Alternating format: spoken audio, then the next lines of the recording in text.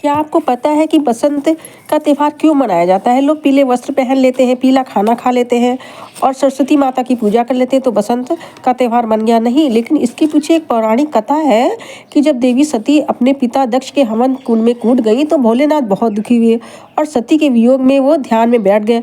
उस समय तारकासुर नामक राक्षस ने तपस्या की और ब्रह्मा जी को प्रसन्न किया और ब्रह्मा जी से वरदान मांगा कि उसकी मृत्यु सिर्फ शिव जी के पुत्र के हाथ हो। उसको लगा कि शिव जी सती के वियोग में ध्यान में लगे हुए हैं, ना तो उनका ध्यान भंग करना संभव है और ना उनका दूसरा विवाह हो सकता है। ब्रह्मा जी ने उन्हें वरदान दे दिया। इस वरदान से वो पहले से अधिक शक्तिशाली हो गया और देवताओं को परेशान करने लगे। तो अब देवता बहुत दुखी और वो भगवान विष्णु के पास पहुंचे, लेकिन वे भी तारकासुर को मारने में असमर्थ थे क्योंकि उसे ब्रह्मा जी के वरदान प्राप्त था।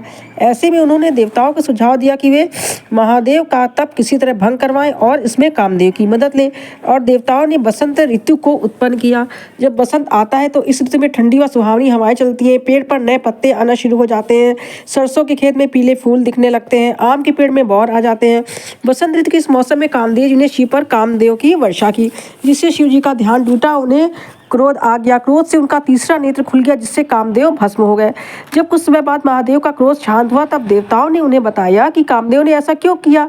इसके बाद कामदेव की पत्नी रति ने महादेव से निवेदन किया कि किसी तरह कामदेव को जीवित करें। तब शिव जी ने रति को वरदान दिया कि द्वापर युग में कामदेव श्री कृष्ण के पुत्र प्रद्युम्न के रूप में जन्म लेंगे। इसके कुछ समय बाद पार्वती जी तपस्या से शिव प्रसन्न हुए और उनका विवाह पार्वती जी के साथ हो गया।